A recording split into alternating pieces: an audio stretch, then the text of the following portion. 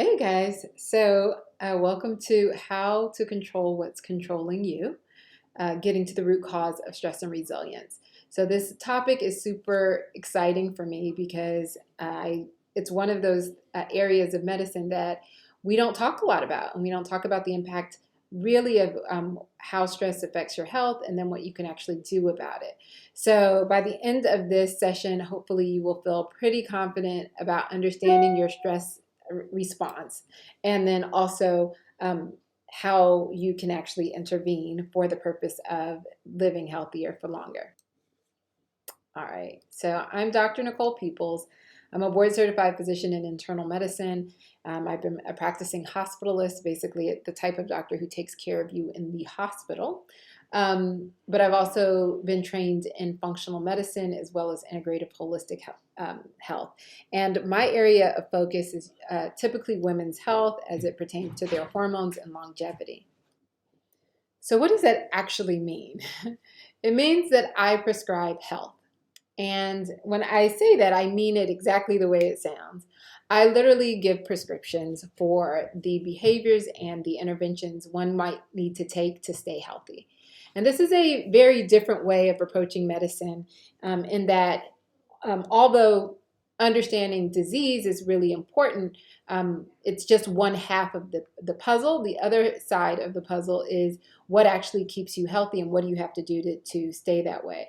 And obviously stress is a huge factor there. This is my framework, which I call the People's Life Prescriptions. And they're basically the areas where I find that people can influence their health through lifestyle. And as you can see, we have personal life, which has to do with mindset and intention, food life, which is nutrition, sleep, which is about sleep and rest, fit life, which is about movement, connected life is about connection with others, detox life is about toxin exposures, and then resilient life is about stress and resiliency. And so we're going to focus a lot here on resiliency and stress. But what's really important for you to understand is that all of these are interconnected.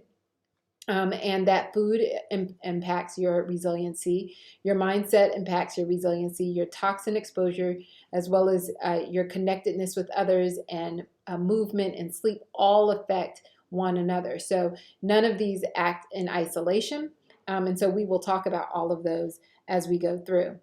But before we get started, I think it's important to really give some groundwork because a lot of people don't know what functional medicine is. And so I like to be the bearer of great news about the type of medicine that I practice. And really, functional medicine is an approach to healthcare that really thinks about the body as being interconnected as opposed to individual parts. And so in the conventional medical model, we really break things up into organ systems, like you have a cardiologist for your heart, you have a neurologist for your brain, and an endocrinologist for your hormones.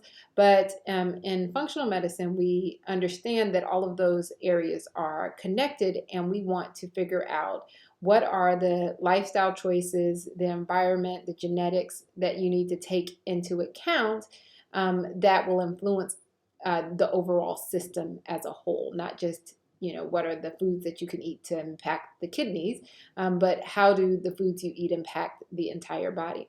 And this is my favorite picture because what this picture depicts is really the difference between conventional care and functional care. So conventional care are essentially the leaves on this tree, right? It's what we see, it's what we name, right? It's the part of the tree that flourishes or blossoms or doesn't flourish or blossom, right? And a diseased tree isn't diseased because of its leaves, it's diseased because of what's in the roots. It's disease because something in the soil is not adequate. And so that is the same for the human body. When something is not right, it's not what you see, which is what's causing the problem. It is what is happening underneath in the soil. And so that's why I refer to functional medicine as root cause medicine, because we're looking at the roots or the things that cause or lead to illness or health. So what are those things? Well, obviously, stress is one big one. We're going to talk a lot about that. Sleep, diet, trauma, your gut, your thoughts. And so you can see here in the roots that there's a relationship between the lifestyle prescriptions that I write for health, and the root causes of illness. And we'll talk more about that as we go along, but this just gives you a quick overview. So what are we actually going to talk about today? We're going to talk about your personalized stress prescription. So how do we address stress in your individual body, and what are the factors that influence stress in you? That's specific to you, and then also what can you do about it. Now, there are a lot of generalized recommendations, and what I will be talking about is sort of general, but I want you, as we go through, to think about how this applies to you as an individual, and I'll give you some prompts for that as well.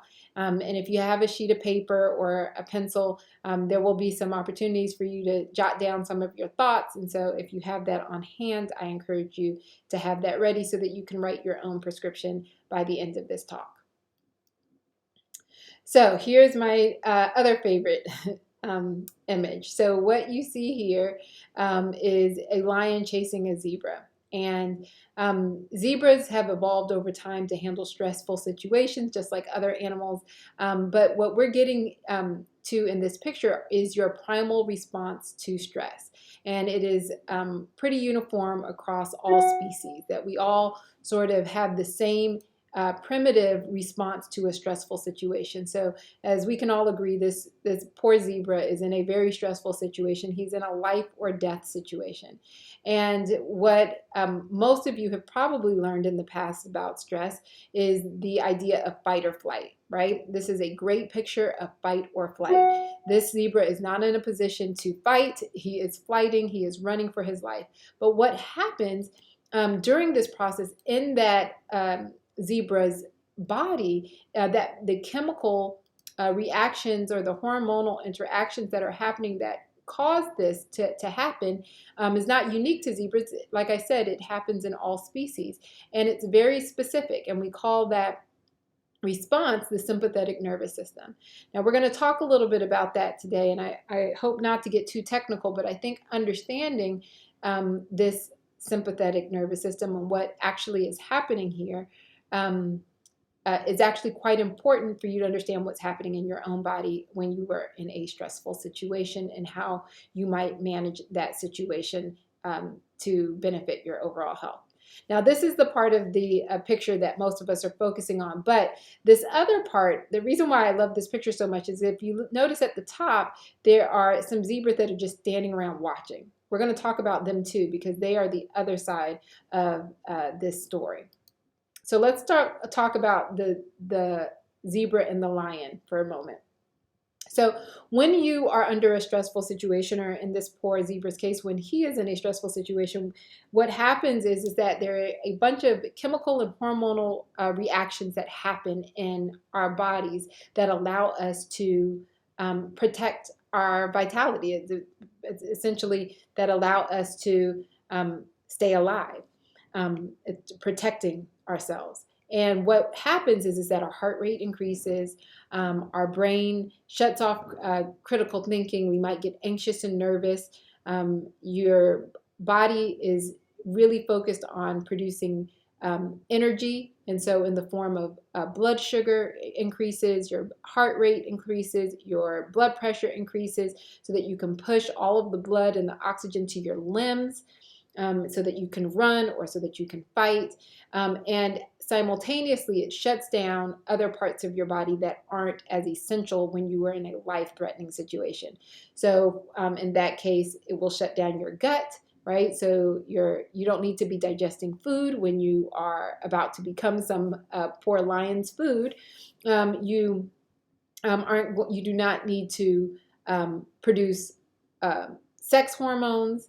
You can shut down your sex hormone production if you are running away from a lion. And you might increase your inflammatory markers, because if you get bit by this lion, you want to be able to have those inflammatory cells rush to the site of injury and really heal that area. So what happens during this fight or flight that most of us refer to this as is that our bodies are actually creating an environment that is focused on survival, immediate survival. And so it's absolutely necessary that we have this response. And like I said, every animal has a similar response, including humans. But there's another side of that. And the other side of this coin is the parasympathetic nervous system. This is the rest, digest, and reproduce side.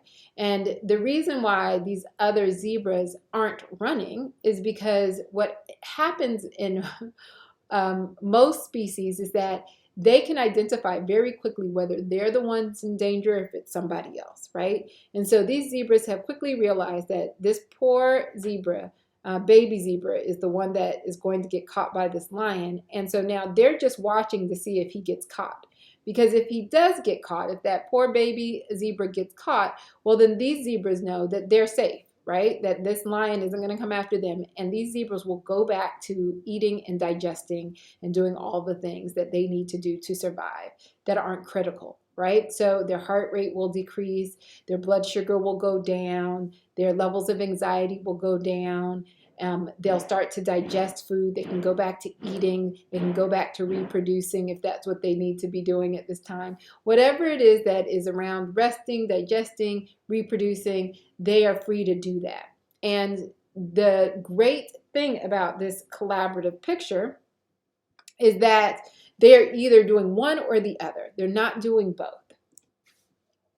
So what is actually happening? So I want you guys to follow me here. I'm going to give you a little orientation with this picture here, but once you see it and understand it, it will make sense. So this blue line is your parasympathetic, and this red line is your sympathetic. Remember, parasympathetic, rest and digest; sympathetic, fight or flight.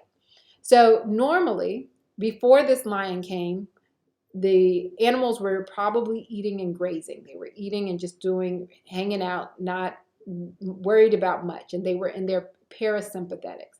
But the moment that they saw the lion, they probably all started running. So their parasympathetic went down, and simultaneously their sympathetic, their fight or flight response went up. So you see them going in opposite directions, because you can't be in both at the same time. You're either in one or the other. So initially they're probably all running until the lion decides who is the weakest of the pack, and it chooses this baby zebra, and then everybody else can go back to being normal. So their sympathetic goes down and their parasympathetic comes back up, and then they can just return to their normal state of being. This is a normal acute stress response. Now, this poor little zebra here is probably never going to go back to parasympathetic, because if he gets caught, he will be dead. So it is really what should normally happen is if you survive this acute stressor, you should go back to being normal parasympathetic tone, back to resting, digesting. And why is this important? Why is this zebra-lion story important to you? Because we do the same thing. So when you think about yourself in a stressful situation, so here this picture is to remind me of maybe walking or taking a run in a park at night, right? You hear something or somebody might be following you, your blood pressure starts to go up, you become nervous, and then you take off running because you are scared that there might be a threat. And then you find out moments later that really it was nothing at all, and then your sympathetic nervous system can go back down, and your parasympathetic can can take back over, and you can be calm as you walk home. Or if you are having other types of stressors, like going for a run or getting ill or eating high fatty foods or high processed foods, or even drinking alcohol, all of these actions and many others can be acute stressors on the body. And our body is going to respond the same way that zebra did. The body does not know the difference between being chased by a lion or whether or not you were just going for a run or a jog, or if you have an illness. Your body's hormones and biochemistry is still going to respond in the same exact manner. Okay, so there's one other piece here that I want to bring up because I think it's really important. And I also think that as a woman, it's important that we recognize that research, when it is done, and we're looking at things like fight or flight and rest and digest, that when you don't study all of the population of humans, if you're not studying both men, women, non-binary, etc., you may not get a full picture. And this is the case with this concept of tend and befriend. So in the other two examples, when we talked about your sympathetic and parasympathetic, those systems are run by specific chemicals in the body. Sympathetic being run by your cortisol, which is a stress hormone. Your parasympathetic being run by your nervous system, a vagus nerve. But there's also another hormone that doesn't get a lot of talk, and that is oxytocin. And oxytocin is considered the love hormone. Now, the reason this is important is because as we studied the response of many women and how it differs from men, their stress response on a biochemical level and on a neurochemical level, we actually see some differences. We see that women tend to release more oxytocin, which puts them in a different or dampers down their fight or flight response or their cortisol levels, and instead they tend to turn into a more of a tending or befriending sort of framework. So basically what that looks like is they tend to their young, so their children, or maybe look for communities to help get support. And this is just something that I think is quite interesting because it is a fairly new concept within the last, 20 to 30 years, actually, where we started to recognize that it's not just cortisol and the vagus nerve that explains everything that happens under the stress response. This oxytocin release is actually quite important. Now, with that being said, it does not mean that only women tend to their young, or that or look to be collaborative or supportive or look for social gatherings when they're under stress. It's just seen more frequently in women that they have more oxytocin released, and then there are also the effects that estrogen and testosterone have on your system as well. And estrogen actually upregulates oxytocin, where testosterone does the exact opposite. So again, interesting tidbit here, but if you find that when you are in a stressful situation that you tend to, rather than look for the fight or flight response, you tend to go into protective mode, sort of that mommy bear or daddy bear, if you tend to respond in that way, that is also a very biological way of responding. It's not just the fight or flight option. I wish we had more time to talk about this, but we can come back in the questions if anybody has some. So let's talk about why this has anything to do with your health. So what happens in chronic stress? So what we talked about then was an acute stressor, right? So something is happening to you that could potentially damage your life or cause harm to your body in the immediate future. But what happens when you're under chronic stress? And this is where it becomes problematic. Now, what does chronic stress look like? Well, it can look like a lot of things, and it's going to look different for everybody. And that is a whole other talk about perception and how you perceive the world around you, and how that has an impact on stress. We'll talk a little bit about that in a moment. But there are things that are just going to be stressful, right? Nobody is saying here that stress is bad. As I just talked about, stress is actually good. That response that you have in an acute stress response is actually quite good.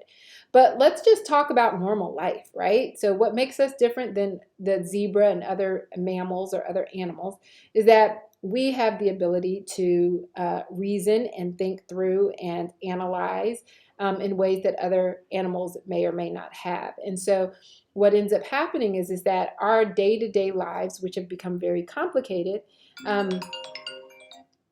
can lead to us constantly feeling like we are under stress, right? So in this picture, it is this image that I love because it is the idea of, doing it all, right? I'm taking care of the baby, I'm cleaning, I'm cooking, I'm reading, I'm staying active, I am working, I'm doing all the things.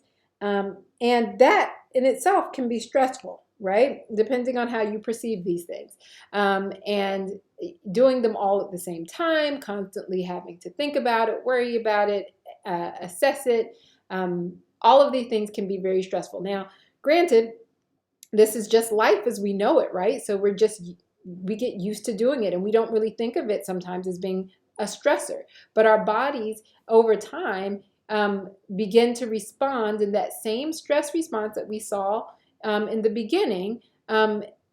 And rather than just sort of going back to normal, we're constantly feeling stressed. We're constantly doing the same thing day in and day out, and that can cause prolonged stress. But it's not just sort of these day in and day out things.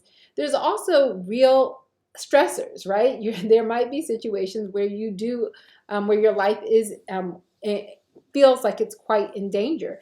And it's not because a lion is chasing you, but it can be because of an argument that you have. It can be because you don't live in a safe neighborhood, or you don't feel safe in your home. Maybe you have issues with parenting, or being a child of aging parents, or all of the different stressors that are unique to you. All of these play a role in how your body on a chemical level responds.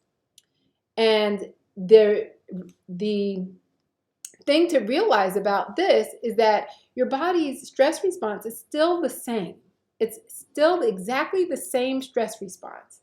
So we're going to look at the same image again, but now we're considering all of these other stressors that don't seem to go away, right? So here you are living your best life, and you're on this blue parasympathetic line, and then a number of chronic stressors intervenes, and you develop this sympathetic stress response. So let's just give an example here. Let's say that you're at work and you are just living your best life, and then your boss calls you into the office, and then there is something that went wrong, and now you feel on the defensive, and you're in a situation where there is an argument or there's a disagreement, right? We get really upset about it. Our body responds the same way it would respond under any other stressful situation, as if your body were going to, as if your life were in danger, right? Because our body can't tell the difference between a lion or an argument.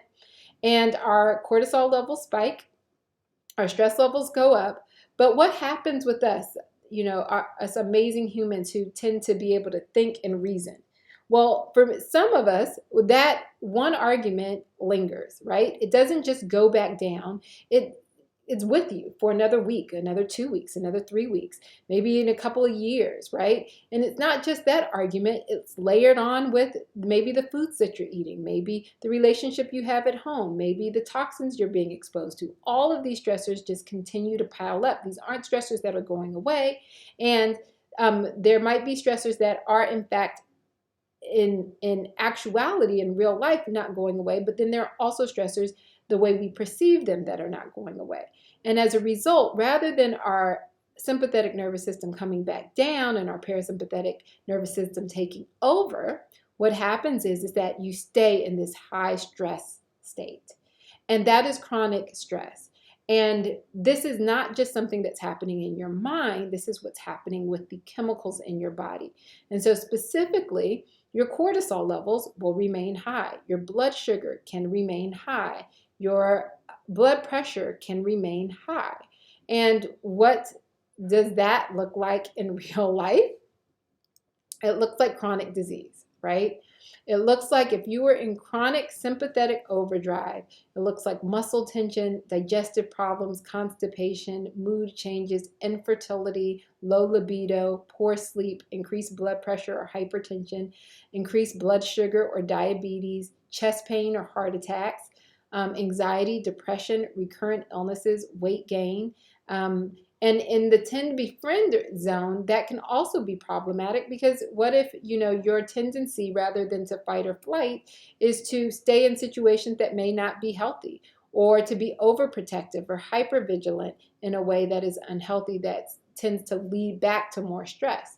So what ends up happening on a chemical level is actually what's happening on a social level for us.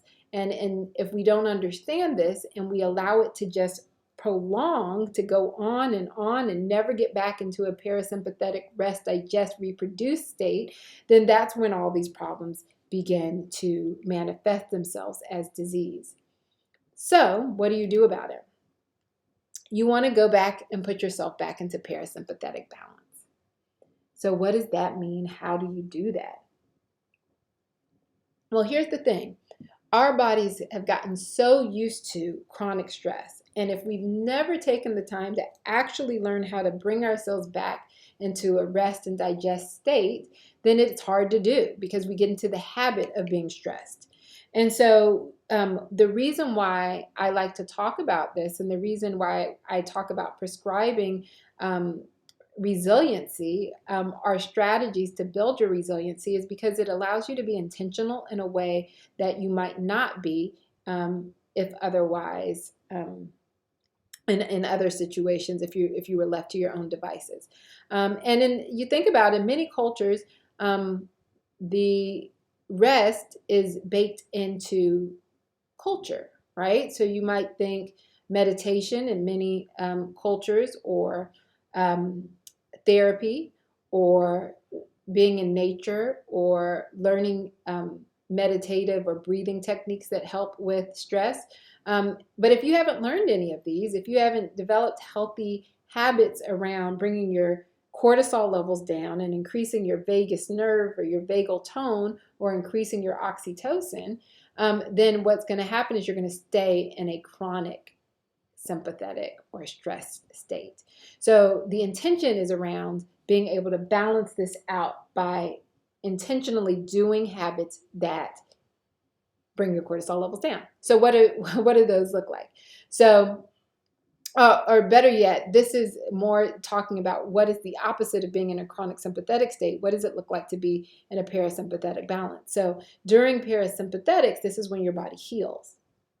So if you've been injured, or if you have a cold, or if you've gotten sick, if you are highly stressed, your body is not healing. But if you are relaxed, your body heals better. You are more relaxed. You're not as tense. You have increased resilience, which just basically means that you can handle stressors when they come. So yes, all of us are experiencing stress, but how we handle that stress, how we move on past the stressor, has to do with how resilient we are. Our mental clarity and creativity. So we've all experienced that when we are under stress, or we're anxious, or our cortisol levels are high, it's harder for us to think. We're not as creative.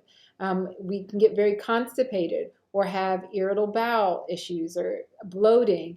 So those sorts of symptoms can worsen if you're in the sympathetic state. But if you're in parasympathetic balance, then digestion works the way it was designed to. Again, disease prevention. We talked about high blood pressure, diabetes, cancer, heart attacks. So you can prevent disease by balancing your nervous system. Improved sleep. So you sleep better when you are less stressed. Fewer infections. And your hormones, sex and thyroid hormones, function better when you are less stressed. You're able to lose more weight. So I have a whole entire program on weight loss. And part of that program is balancing your nervous system, because we know that if you are highly stressed, it is extraordinarily hard to lose weight, because cortisol actually increases the hormone that increases fat storage, which is insulin. So there are plenty of benefits of being in parasympathetic balance. But if you haven't figured out how to get yourself back there after being stressed out, then you will not reap these benefits. So what influences the things that trigger you? So I wanted to make sure I talked about this, because I don't want to lose sight of, or I don't want us to get confused about what stress is, right? And how we get triggered, because there are definitely situations that are just stressful and there's nothing you can do anything about, right? But the way you, regardless of the stressful situation, the way you perceive that situation will impact the way your hormones respond, and how your nervous system responds, and whether or not you are able to get yourself back into a parasympathetic state, or if you stay in a fight or flight sort of state.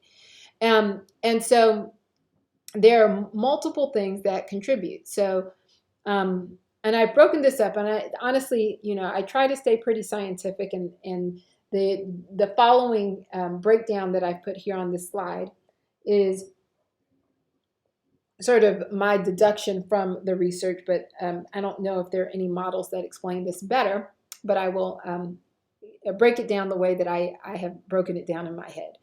So there's intergenerational stress. Now, this is a very deep topic, more deeper than we have time to go into, but is the idea that what happened to generations before you, how that actually affects you today. And the science here is actually quite interesting. So that just basically is saying if your great-great-great-grandmother was stressed, that there were changes in her body that then could have translated into her children that were passed down intergenerationally. And so the evidence here is really interesting, but that is not something we can do anything about. So that's just something to be aware of, but it's not something that we can intervene upon. And then fetal exposure during stress. So what triggers you in your life today may be the result of something that happened when you were in utero, before you were even born.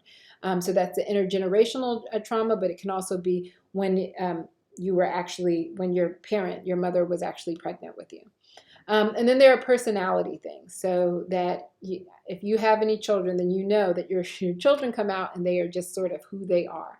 And they have some personality traits that are just unique to them, which may, be the result of intergenerational or fetal exposure, not necessarily due to stress, but just whatever makes a person's personality the way that it is.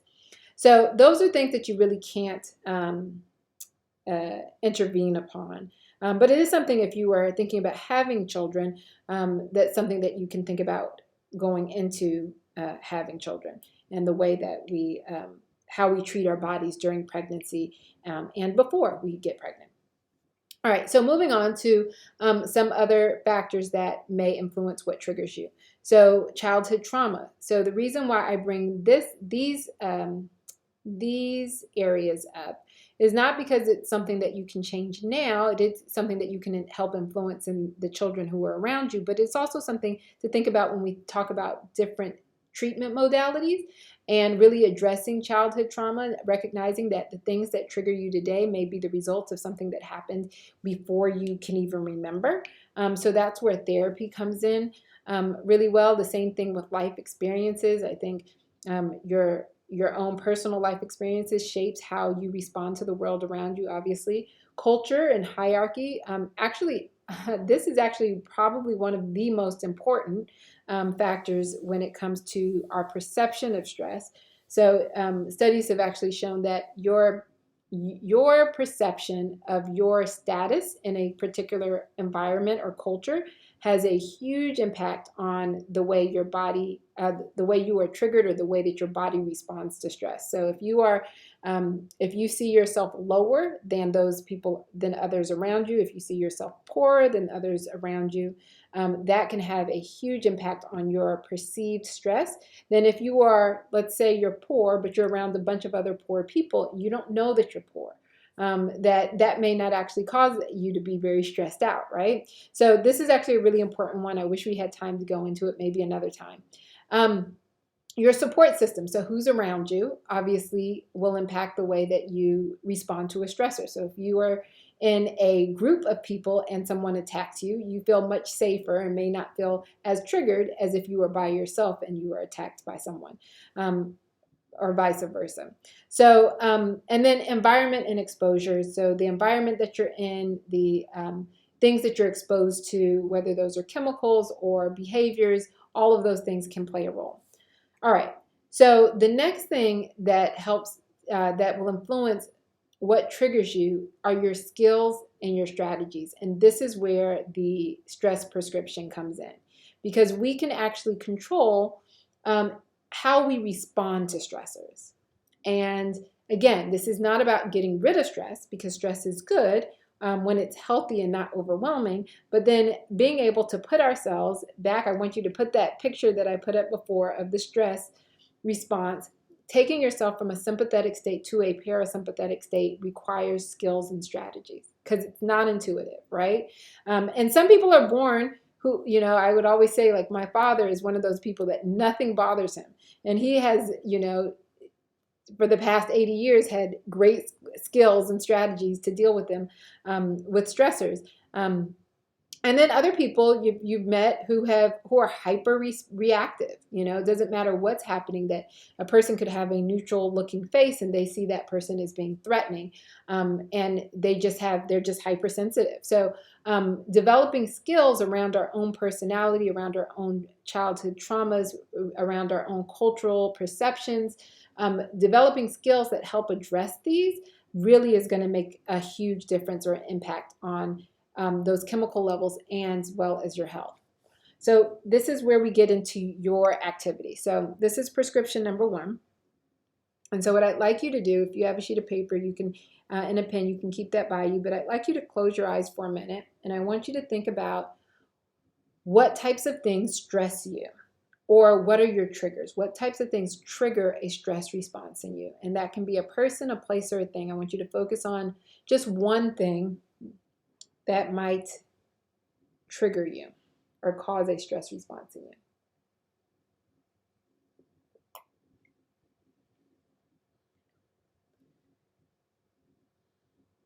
And I want you to think about that one thing, and I want you to see if you can identify why that stressor triggered you. What about the situation might have triggered you? So I'll give you an example for me. And this is just a social example. So one of the things that I always notice, or when I think about this, the one thing that stands out to me, it's a situation where if I'm working and I'm really, really focused on something, if someone comes over and interrupts me in the middle of my working, I get triggered. I can, feel it in my body. I get really short. I can be quite rude sometimes. And I try to limit that. Now, when I think about why do I respond that way? Why do I get all worked up if someone interrupts me? Well, that's because for me, when I am focused, it's hard for me to get back on task. So when there is something triggers me, because I know that the consequence, I fear or I worry that I'm not going to be able to get back focused after the disruption. And so this is really important for me to know, because the reality is I don't want to get triggered every single time my kid walks into the room and I'm doing something, right? I don't want to lash out anytime someone comes in and says something while I'm in the middle of working. But I can, number one, I can observe the fact that this is happening. I can observe the way it makes me feel. I can observe the emotion that's associated with. I can observe the thoughts that come into my head when this happens. And this is sort of the first step of really understanding how often you're triggered, the types of things that trigger you, and it's the first step to figuring out what you do about it. So after you have figured out what that stressor is and you have assessed why you get triggered, the next thing I want you to do is I want you just to be an observer in your body. Observe how your body feels, observe your thoughts, and observe your emotions.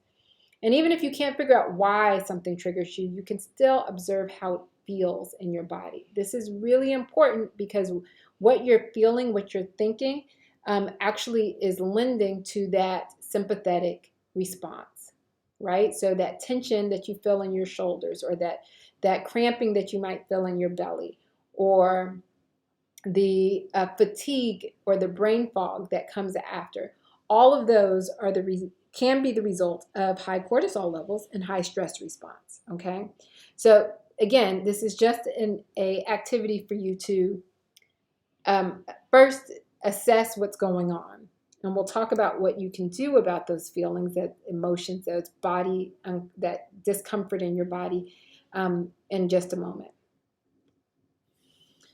So what we want to do is we want to take that feeling, number one, recognize that we're in there, because here's another thing that I find is that oftentimes sometimes people don't even know that they're stressed, right?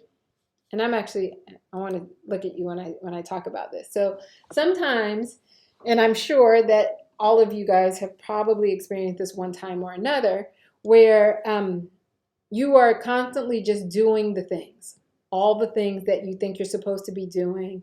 Cleaning the house, running errands, going to work, picking up kids after school, walking the dog.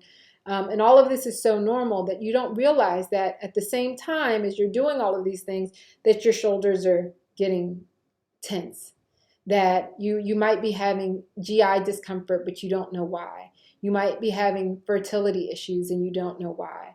You might be developing a chronic illness and you don't know why, right? In medicine, we call these sorts of symptoms that we can't pinpoint what the cause is as idiopathic. But I would venture to wonder whether or not this isn't idiopathic. It's not that there isn't a cause. It's just that we aren't accepting or acknowledging the cause that we know is there, which is stress, right? So that's why the previous activity is really important. Is number one, recognize when you are stressed, okay? Then you have to understand, how do you shift back, right? So this is shifting to a parasympathetic balance. So this is an intention, right? Because if you're feeling, tense, or if you're feeling overwhelmed or burnt out or stressed, if you don't intentionally pull yourself back, recognize that you're stressed and pull yourself and say, okay, what can I do to lower my cortisol levels and increase my vagus tone? I know that sounds kind of crazy because I'm sure you're not thinking about it in that way, but a better way of maybe saying that is, how do you relax? If you haven't figured out, okay, how do I take myself from being tense to relaxed, then you'll stay tense by default, right? So how do you do that? So I talked about that vagus nerve is actually being what drives your parasympathetics. Well, your vagus nerve is actually connected to your diaphragm. Your diaphragm is the muscle that helps you breathe. So when you take deep breaths, it actually helps to calm or pull on that vagus nerve and tells your body to calm down. And this makes sense, right? Because think about it. When somebody is usually anxious or upset or stressed, they tend to breathe shallow and quick, right? But when you slow down your breath, it tricks your brain into thinking, oh, I'm no longer in a stressful situation. The lion is no longer chasing me. It says, I am safe. So I'm sure you've heard this before when people have probably said when you're stressed or anxious to just take a deep breath. But that's the reason. It's because it actually calms your vagus nerve. So I also talked about that hormone oxytocin. So how do you do that? Hugs, kisses, love, affection. So if you're a person who's not a hugger, who's not an affectionate person sometimes, you may get your oxytocin in other ways. But it does help to have human touch, right? Or even if it's an animal, if it's your dog. So having, loving environments, being around people who are loving and compassionate towards you, helps to release oxytocin, which helps to calm you back down.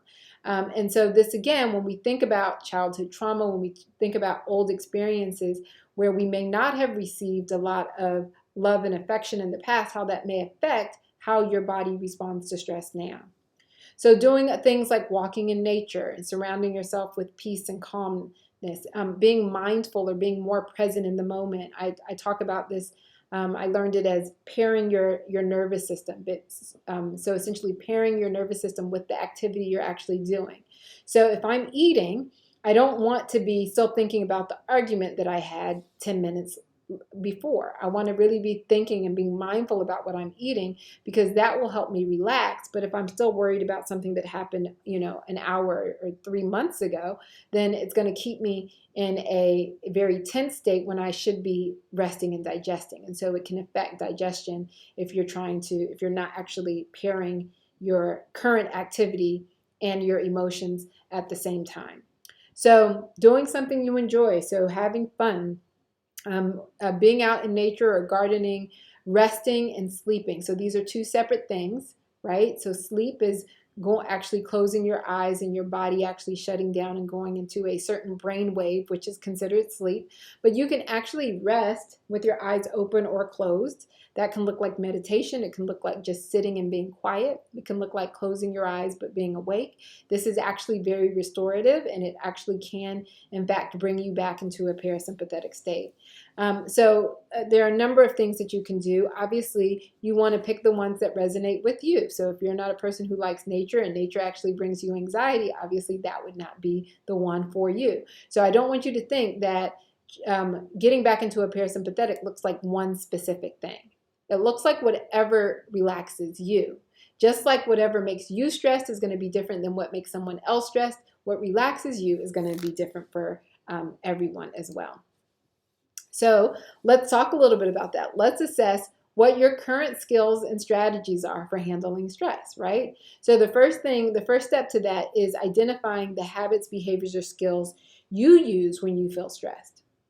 And you may think about this question and realize you don't have any skills or strategies. And if that's you, you are in luck, because we're going to talk about some. But if you have some already, again, let's not recreate the wheel, right? Let's figure out if those strategies are effective or if there are things you could do to improve upon those strategies, right? So the first is identifying the habits or behaviors or skills. So for me, deep breathing works, right?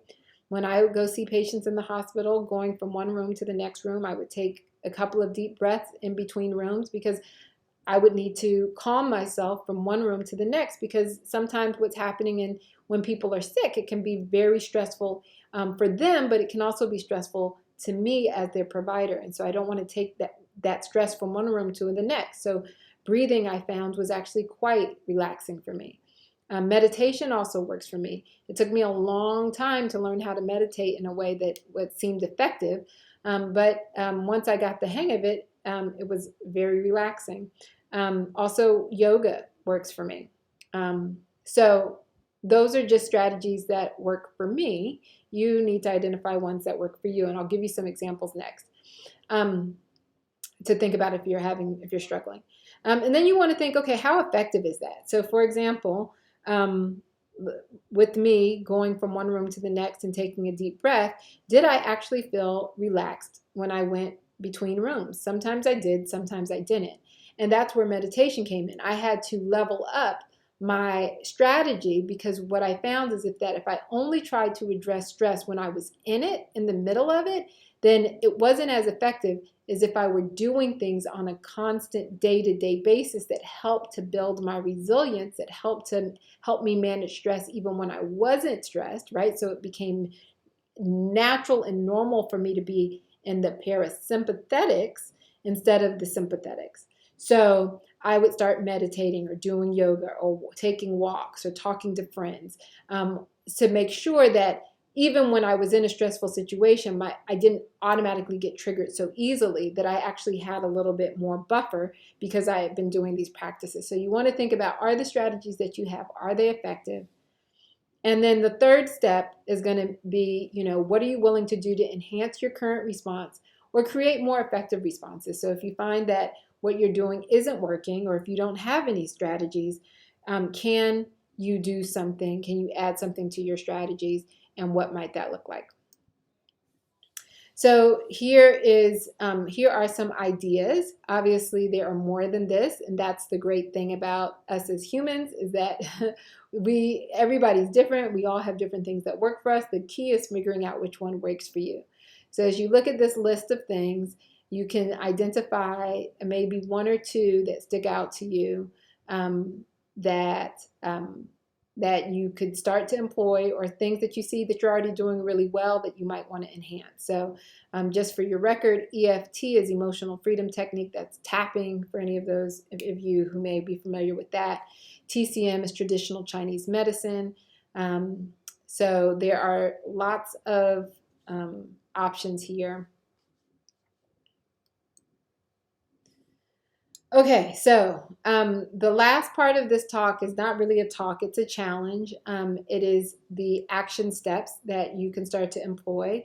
And I want to sort of walk you through my framework so you can see exactly how you can start to prescribe yourself strategies to help manage stress. So I have provided a nice little checklist here. for you to do. It's a 5-day challenge, so pick a week and decide when you want to start to employ some of these things. But the way that it's broken up into those categories I talked to you guys about in the beginning: personal life, food life, resilient life, sleep life, and fit life. And obviously there are more than this, but these are a good place to start. The way you do this challenge is that every single day you try to do as many of the things on this list as possible, and you just check it off per day. And then you make observations over the course of the week, how that really affected the way that you feel, maybe the way that you're responding to stress around you. But let me go through them quickly so that you can see what I'm talking about. So again, this is the People's Life prescriptions, and we are doing 5 of the 6 that are here. So personal life has to do with being the best version of yourself. So it is, what are you doing every day for yourself that shows yourself self-love? How reflective are you being about how your day has gone? Have you been actively working towards forgiveness of others or yourself? Doing acts of service or really restorative emotions, and compassion and gratitude are also there. So on your checklist, I think 4 or 5 of these are here. You can add in some in the line that was left available to you if you want to add something else in here. But you want to try to do something that reflects one of these, of each of these every single day. Food life has to do with feeding your neuroendocrine system. So that is basically making sure that your body has the right nutrients for these hormones. So remember, stress is not in your mind, it's in your biochemistry. And so if you're not giving yourself the nutrients your body needs to create the hormones and that your body needs to be at peace, then you will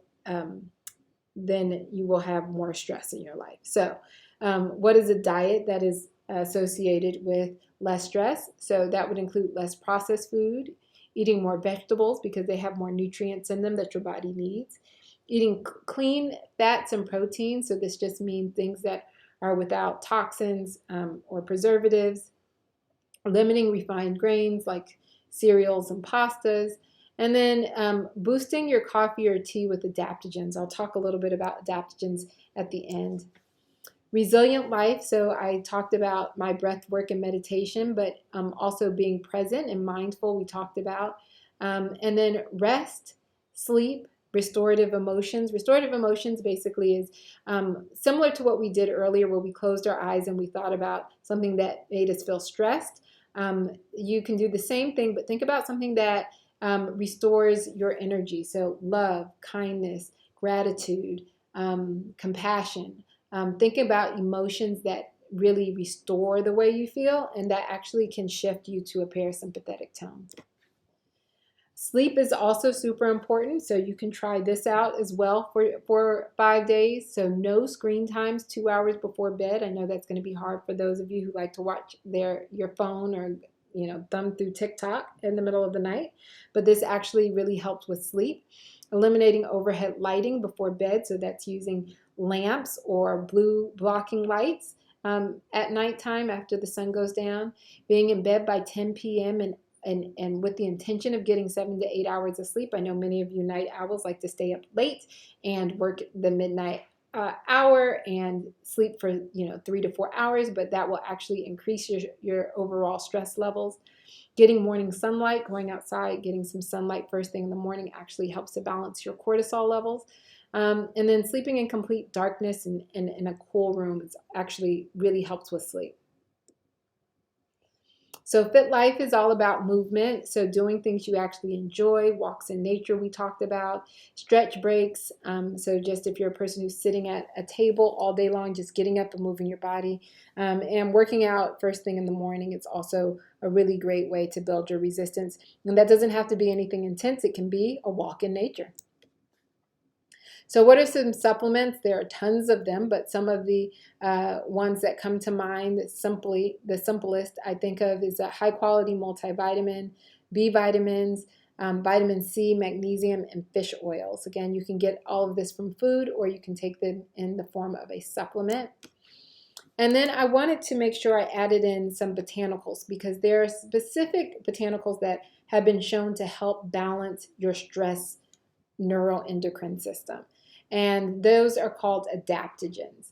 And so there are some of my favorite I put here. Ashwagandha is really good. Reishi, rhodiola, cordyceps, and green tea is not an adaptogen per se, but it does have components of adaptogens in them. So this is my daily dozen, the things I try to do every single day that include the things we talked about. So I try to do some form of movement that brings me joy, whether that's dancing in my house or going for a walk with my kids, something that makes me happy. Try to meditate every day. Really foster healthy relationships with people I love the most.